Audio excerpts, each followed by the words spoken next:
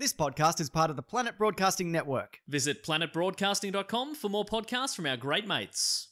We're talking about Batman, the animated series. I love Batman the Animated Series. We threw up a poll on Patreon to be like, what do you want us to talk about? Which 90s cartoons? And this came back well ahead of everything else. What was second? X-Men. That's a good one also. I agree. What was below that?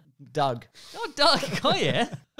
The story of a sad little boy or whatever I'm not it's about. joking either. I did put Doug in there. Okay, cool. Yeah, so obviously you can choose topics if you want to, or you can just watch this. That's fine as is. And if you want to leave a like, that's great, because this week we are talking about what is considered the greatest Batman the Animated Series episode, Heart of Ice. Yeah. So, do you want to give a bit of background on Mr. Freeze before this episode reinvented him? I mean, in short, he started out from nothing. Now we're here. You know what I mean? Sure. But I mean, he was, you know, back in the heyday of Batman.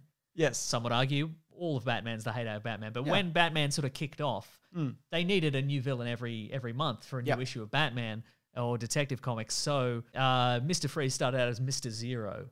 And he was just a guy, basically. But he had a... He had a freeze gun. Yeah. So he's basically like an inventor / petty criminal, because I guess those things go They together. all were. And he just invented a freeze gun, and then one day it backfired on him. It froze his metabolism, so he had to wear like a cryogenic suit. Yes. I mean, they didn't have cryogenic suits back then. It was a... It's got a fridge box. It was called a Frigidaire suit. It was just a diving suit filled with blocks of ice, and he was just a guy who just did generic Batman villain stuff. He just robbed banks because he wanted the money, or did some diamond heists. Exactly. Or what have you. He also showed up in the 1960s series in live action. Exactly. And that version has more in common with the live-action movie version with Arnold than the animated version. Yeah. There are hints of the animated version in it, but Yes. if you look at those two, it's mostly the same. I mean, there's certainly some ascots and some smoking jacks involved. definitely, yeah. But yeah, so in the 60s, when the Batman TV series kicked off, they needed some kid-friendly villains. Yes. You don't want any murderous Joker, assorted serial killers. Sure. You don't want a mad monk who's secretly a murderous vampire, as an example. What you need is just some guys to look funny and cackle and rob banks. And so they got Mr. Zero, who'd then been renamed Mr. Freeze. And again, he was just kind of a happy-go-lucky guy with a nice gun, just stealing diamonds. Yeah. And then when Batman the Animated Series kicked off... Yeah, they took the opportunity to... Well, they reinvented a lot of characters and also invented characters like Harley Quinn. But this is a complete retelling of this origin, and I think really catapulted this supervillain into one of the best supervillains in kind of one foul stroke. One frozen stroke. Not an expression, but I like it. So let's make it an expression. That's right. James, let's finish this video in one frozen stroke. Oh, it feels good to say. That's right. So they kind of changed the origin to also match the look of this show, because what I find fascinating about Batman the Animated Series, among many things, is that the animation was done on black paper.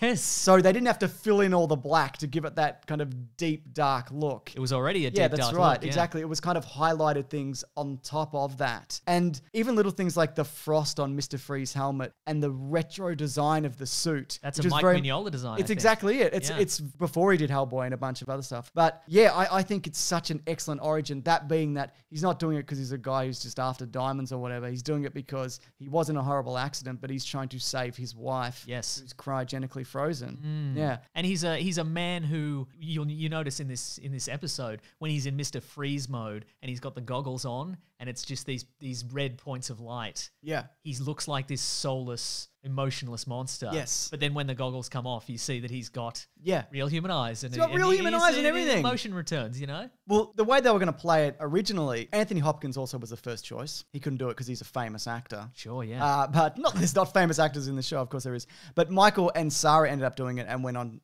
to do it numerous times. But he wanted to emote more, but Bruce Timm was very much like play him flat. Yeah, This right. guy's essentially dead already, and that's how he sees himself. Yeah, right. And I think this really does strike the balance between those two things. Yes. You get the emotion like you talked about when he's out of the suit, especially at the end.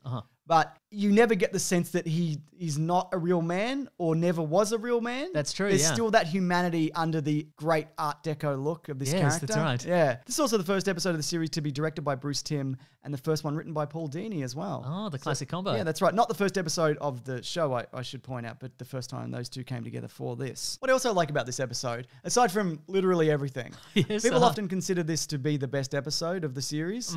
I tend to agree. There's other ones that I like a lot. Clock King, for example. Sure, yes. Is also not as famous, but a really fun retelling of a dumb supervillain. But this also was the first episode that Mark Hamill is in. Oh, yeah, right. This is before he was cast as the Joker because Tim Curry did it prior. This character that he's doing is like a homage to Phil Hartman. You know, that kind of slick kind of business guy. right. Uh-huh. You know, you kind of the Troy McClure kind of, Sure, absolutely, yeah. situation there. I think one of the things and just to talk broadly about this show, one of the things I really like, and this was apparently the idea of Kevin Conroy, he has a different voice when he's Bruce Wayne and Batman. Right. And I think other people have obviously attempted to do that in various mediums. But this one, to me, they feel like completely different characters without it being completely ridiculous and over the top. The kind of casual demeanor that he puts on as Bruce Wayne and then the way that he slips into it as Batman, even when he's just talking to Alfred. You know, you do get the sense that in this version, and that becomes kind of a more popular idea in later comics, or even earlier, I guess, that the mask is Bruce Wayne. Oh, yeah, You know? right. Yeah. Well, that's a testament to Kevin Conroy, professional voice actor. It might just be, do you reckon? Decades of experience being a voice actor. So this was supposed to be a one-off thing. They weren't going to come back to the idea of Mr. Freeze. There are numerous characters in the animated series that get very limited play. The Riddler's only in maybe a couple of episodes. The Grey Ghost. Yeah, right. Voiced by the great Adam West. yeah. Yeah, absolutely. But this one, they eventually brought him back for the episode Deep Freeze. Right. Which is basically an evil Walt Disney who wants to cryogenically freeze himself. He looks a lot like Walt Disney. And acts a lot like Walt Disney. Has that ever been confirmed? I wonder if they designed him around Walt No, Disney. that's how it's supposed to be. Okay, Yeah, the idea of this theme park lunatic who wants to live forever, so he cryogenically freezes himself, which was a popular theory. Certainly a way to go. I mean, you could just open a bunch of theme parks and serve overpriced food. I mean, it's up to you. That's fine too, isn't it? Yeah. But we talked about this a little bit before the show. It does feel like diminishing returns every time this character A little bit. turns up. And that's not to say that there aren't good follow-up episodes. Because I think they are. And I think the last one in particular, which we'll get to, ends really strong. But I think it's also a credit to how good this first episode is. Yeah. That they never reached the heights of it. And I also feel like Deep Freeze, especially the second season episode, is more a Batman and Robin fight a bad guy. Yeah. And Mr. Freeze just happens to be in it. It's almost like they wanted to battle Mr. Freeze again. Yeah. But because Victor Freeze has that tragic backstory, it would seem almost cruel to bring him out of retirement and have Batman and Robin beat him up.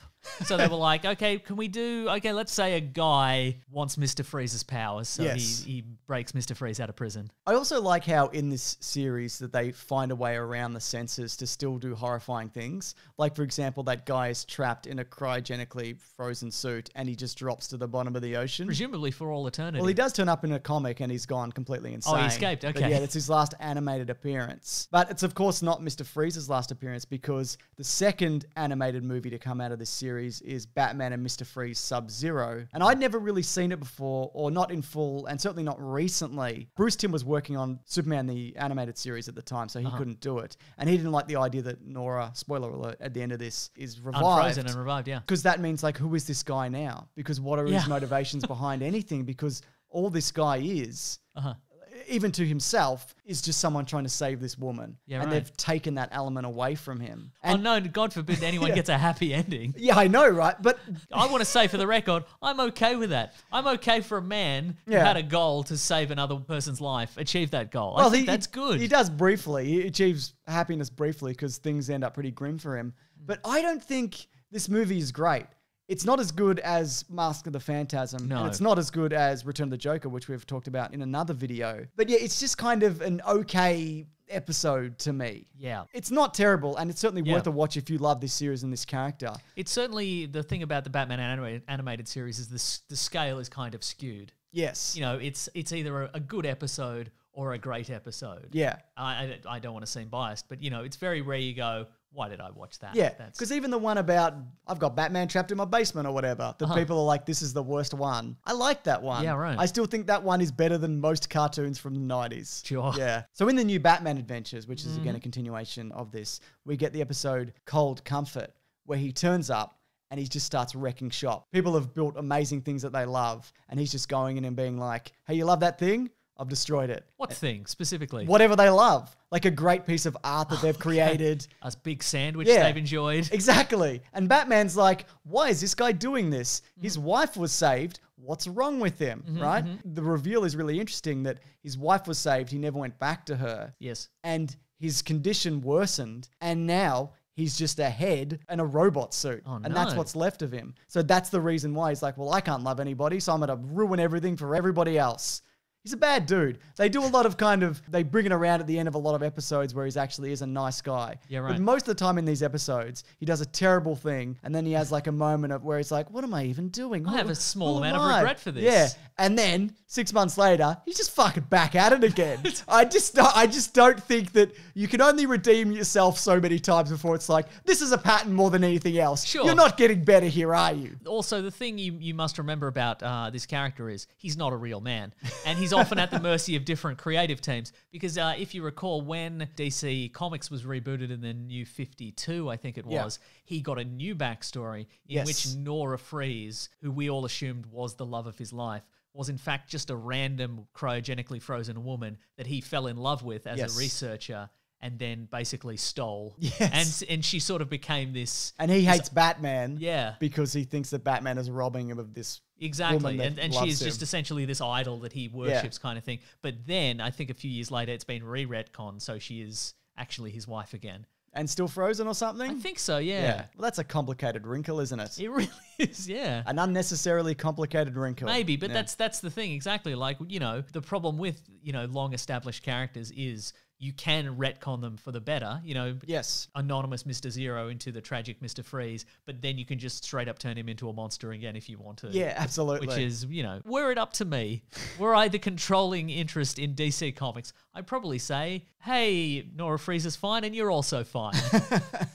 Why don't you go to Hawaii where it's always nice and warm? Here's a picnic basket Exactly. you can take with your wife to the That's beach. right. Yeah. His last appearance, animated, in this series, of course, is episode Meltdown from Batman Beyond. Oh, yeah. It's 50 years on. A cupboard is opened and his head's just in there. And Okay, he's like, sure. I've been in here for 50 years. And they say, okay, our boss, the weird nuclear man with the nuclear skeleton. Yes. He wants a new body because he's sick of his body, right? Yeah. It's the nuclear man body. yeah. And so they put Mr. Freeze in a new body and he's cured. So it's again that thing of like... For a while. Yeah, he's like, I feel so much better. For a while. Yeah, I'm sorry about everything. For a while. And look, if I've wronged you in any way, I'll try and help you if I can. For a while. And then, of course, the body starts to break down. Oh, and what? His condition worsens. Oh my So he God. turns bad again, but then, of course, again, he has a change of heart. But then some stuff falls on him and he dies for a minute, presumably. And then He'll be he falls back into the cupboard. That's right, exactly. Yeah, but I like the idea that in Batman Beyond, you cannot bring everybody back. Yes, that's true. And there are only so many ways you can do that. Otherwise, it's a lot of like, we're doing the Joker again, are we? Because we did the Joker and Yeah. we're doing Scarecrow as well. Like there's hints of the universe that used to exist that no Yes. longer does. And the idea that Mr. Freeze, somebody found the head and just kept it in the cupboard is completely on point, I feel, for this entire show. Yeah, right, I think it's a great reintroduction of the character. I think if there wasn't so much stuff in between and if I hadn't shotgunned it all at once, Right, I think yes. I would have enjoyed the kind of through line of the Yeah. narrative as opposed to just, again, back to back to back to get to Yeah, where we are. that is often the problem again with these long established characters is if you just follow one for decades, Yes. they just keep dying and coming back to life. That's right. Exactly. Do you want to hear about some deleted scenes from this episode? A Heart of Ice, yes. Absolutely. So the episode, of course, inspired a story-based campaign in Batman Arkham Origins titled it did. Cold Heart. Yeah. Again, a lot of the same creative team narratively are on board for that game. There's also, of course, the very famous boss battle from that game where you take on Mr. Freeze in a stealth section. That's a great mission, and he learns your attacks and can counter them after you've performed them once, I think. That's right. Yeah. There's also going to be a moment where after the accident happens to him, his hair is frozen and it kind of comes off in chunks and Oh, he I goes see. to grab it. It was a Wow. more kind of horrific moment. It went over the airtime and they had to cut that out. And also the planned ending was to have Mr. Freeze weeping in his cell and the tears freezing and then turning to snowflakes. Oh. And Tim and Deanie mentioned that, look, if they could go back and do anything again, they would change that to be the case in that episode. That being said, it was adopted in Batman and Robin. And that being said, why isn't the liquid already frozen inside his body? Because then he wouldn't be able to move at all. I know. Makes you think, doesn't it? Yes. You know what else makes you think? What's that? What are the fucking odds this guy's name is Freeze, like before Right? this happens to him? Yeah. I mean, there's only two ways he could have gone. He could have gone as Mr. Freeze Yes. or Mr. French Fries. I was going to say, because technically it's Fries, It is isn't Fries, yeah. Yeah. It'd be like if Scarecrow's real name was Jason Scarecrow. Right? Oh, look, it's Reginald Clayface. Or if the Joker's name was Arthur Fleck. Affleck, like Ben Affleck, the Batman. That'd be ridiculous. You wouldn't do that, would you? You would do it Oh, because people wouldn't immediately get it, and that's why it's clever. that is very clever. Yeah, thank you very much. Very clever. Anyways, of course, we also have a podcast called The Weekly Planet where we talk movies and comics and TV shows that comes out every Monday. Swing on by if you want to. We love, Like Batman. like Batman would and has. Yeah. And then freeze on your listening platform of choice. I think it's Fries. Oh. Spill some fries on your listening platform of choice They and don't hit wanna the put play They button. don't want to put a Z on the end of that instead of an S. You would, wouldn't you? Or maybe just freeze. Yeah. Like how you would spell it like a normal person. That's a really good point. Yeah. Also, he's a doctor, I think, technically. He'd be Dr. Freeze. Yeah, he would, wouldn't he? Yeah. Dr. Fries. There's a new character for you. It's his arch nemesis because he's always hot. He's made of hot oil. Oh my goodness. And sliced up potatoes. All right, we'll see you next week. Grab that Jimmy, guys. We'll see you soon. Goodbye. This podcast is part of the Planet Broadcasting Network. Visit planetbroadcasting.com for more podcasts from our great mates. I mean, if you want. It's up to you.